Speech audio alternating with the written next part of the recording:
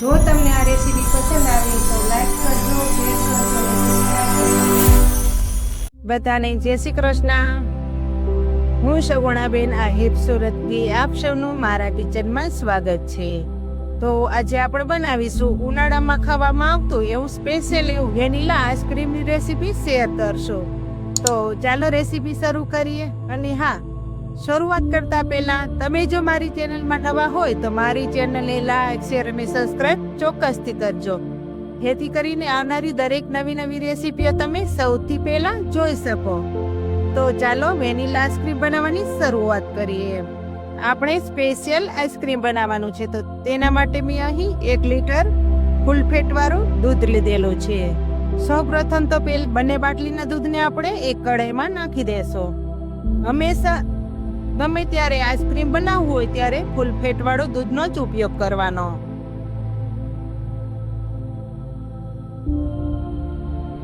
બંને બાટલીને આપણે કઢાઈમાં નાખી દીધી છે।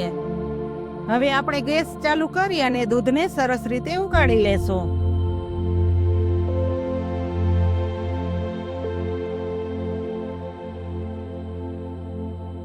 હવે આપણે આ દૂધને સરસ રીતે ઉકળવા દેશું। જ્યાં સુધી આપણું દૂધ ઘટ ન થાય ત્યાં સુધી ઉકળવા દેશું।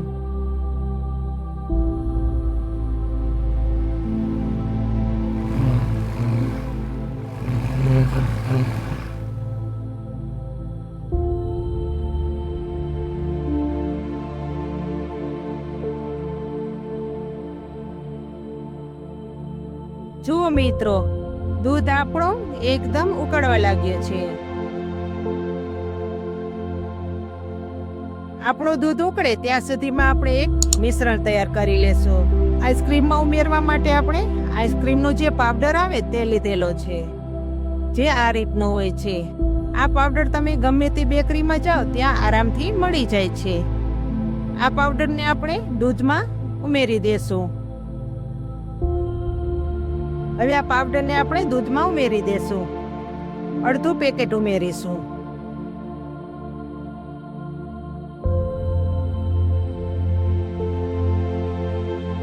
હવે આ સરસ રીતે મિક્સિંગ કરી લેશું। હંમેશા આ પાવડરને ઠંડા દૂધમાં જ ઉમેરવાનો, જેથી કરીને ગાંઠા બિલકુલ ન રહે।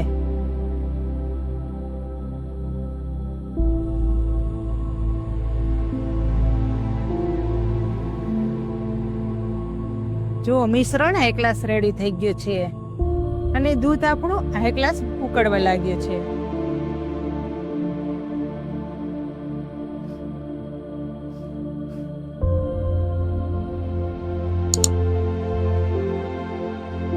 જુઓ, દૂધ જેમ જેમ ઉકળે છે તેમ ઘટ થવા લાગે છે।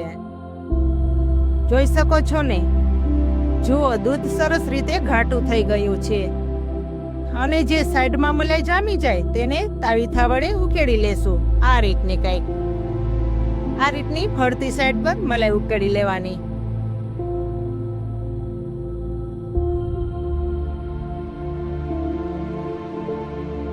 હવે જે આપણે મિશ્રણ કરીને રાખેલું છે તે દૂધમાં ઉમેરી દેશું, જેથી કરીને બંને વસ્તુ હાઈ ક્લાસ મિક્સિંગ થઈ જાય।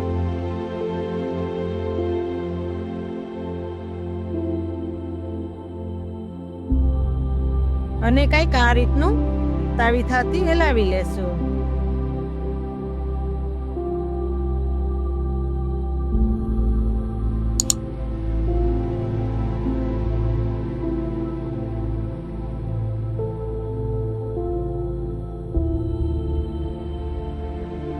મલાઈ ઉખેડતા જઈશું અને હલાવતા રહેશું।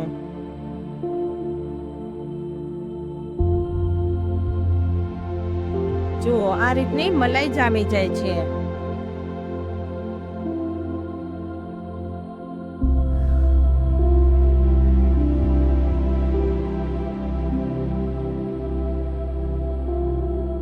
સતત આ રીતનું હલાવીએ રાખવાનું, જેથી કરીને દૂધ તળિયે બેસી ન જાય। અત્યારે ગરમીની સિઝન છે એટલે લગભગ માણસો દુકાને ખાવા જતા હોય છે, પણ તમે જો આ રીતનું ઘરે જ બનાવશો તો તમારે બહાર જવાની જરૂર બિલકુલ નહીં પડે। હવે આપણે દૂધમાં 4 ચમચી ખાંડ નાખશું, જે સુગર કહીએ તે.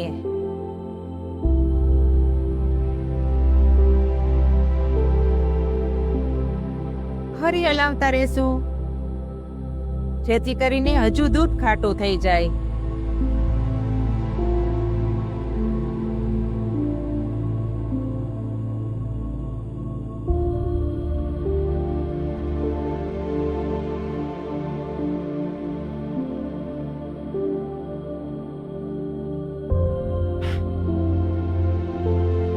હવે ગરમી પડવા લાગી છે એટલે આવું ખાવાનું બહુ મન થાય.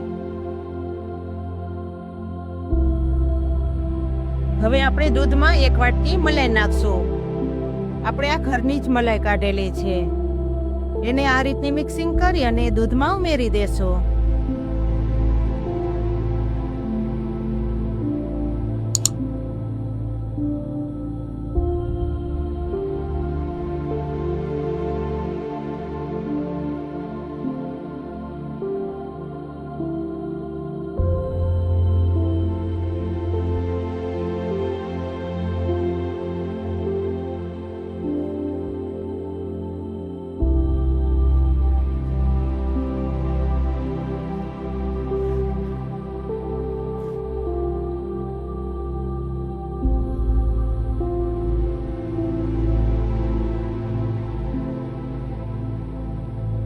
જુઓ મિત્રો, દૂધ આપણું હાઈ ક્લાસ ઘટ થઈ ગયું છે. આ રીતનું દૂધ ઘાટું થઈ જાય પછી ગેસ બંધ કરી અને કઢાઈને નીચે ઉતારી લેવાની. હવે આ દૂધને આપણે ઠંડુ કરવાનું છે.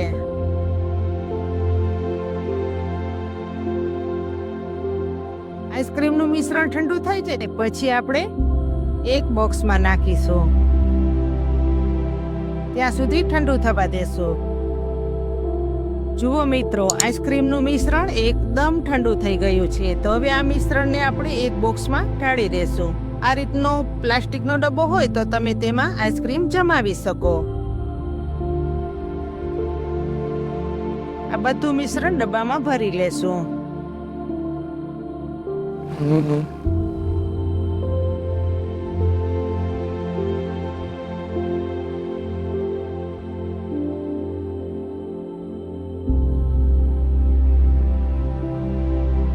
આ રીતનો ડબ્બો ભરાઈ જાય પછી તેમાં આપણે આ રીતનો સિલ્વર પેપર રાખી દેશું,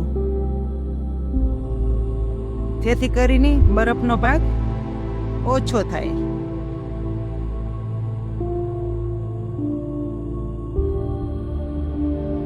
હવે આપણે ફ્રીઝરમાં મૂકી દેશું, જેથી કરીને આપણો આઈસ્ક્રીમ હાઈ ક્લાસ તૈયાર થઈ જાય. જુઓ મિત્રો, આપણે આઈસ્ક્રીમને 1 રાત માટે ફ્રીઝરમાં મૂકેલું હતું. તો હવે તેને જોઈ લઈએ.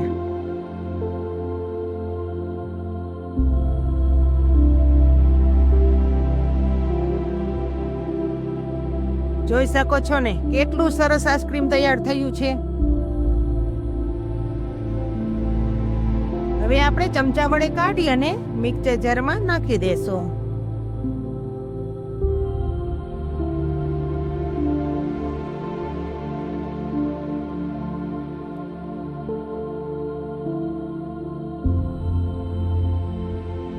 હવે ચાલુ બંધ કરી અને આઈસ્ક્રીમને પીસી લેશું.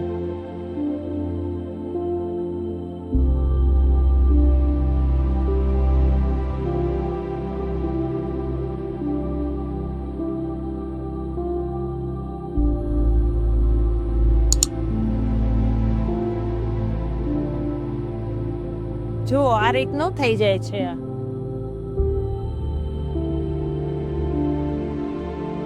હવે એક વાસણમાં આઈસ્ક્રીમને કાઢી લેશું.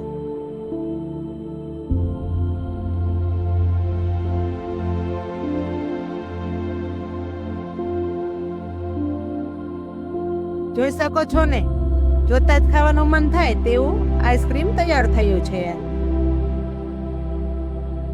આ રીતની આઈસ્ક્રીમની પેસ્ટ તૈયાર થઈ ગઈ છે. એકદમ પ્લેન આઈસ્ક્રીમ તૈયાર થાય છે. હવે આ આઈસ્ક્રીમને આપણે પાછા એક ડબ્બામાં ભરી લેશું.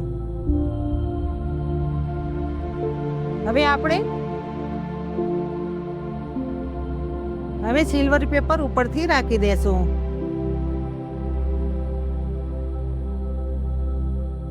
આ રીતનું રાખી અને ઢાંકણ ઢાંકી દેવાનું.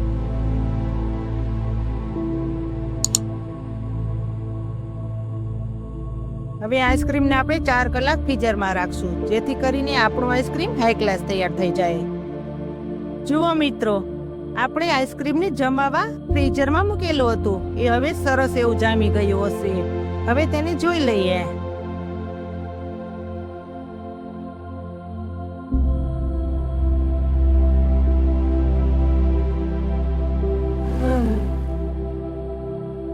જોઈ શકો છો ને,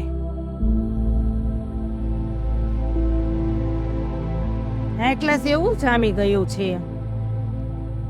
તો હવે આપણે મહેમાન માટે આઈસ્ક્રીમ સર્વ કરશું.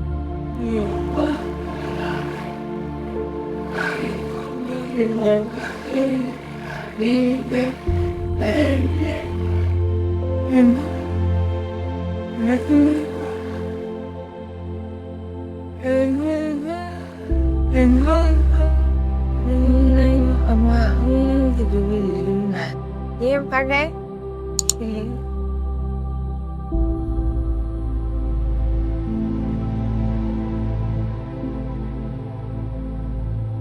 હવે આપણે ચોકલેટ બોલથી ગાર્નિશ કરશું.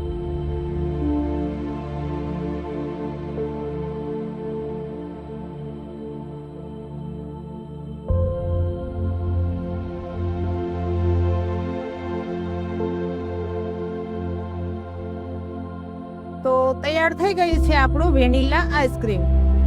તો તમને આ આઈસ્ક્રીમની રેસીપી સારી લાગી હોય તો મારી ચેનલને લાઈક, શેર અને સબસ્ક્રાઇબ કરવાનું બિલકુલ ન ભૂલતા, જેથી કરીને આવનારી દરેક નવી રેસીપીઓ તમે સૌથી પહેલા જોઈ શકો. તો ફરી મળીશું એક નવી રેસીપી સાથે. ત્યાં સુધી જય શ્રી કૃષ્ણ, જય માતાજી. ને તમે આ રીતથી ચોક્કસથી બનાવજો.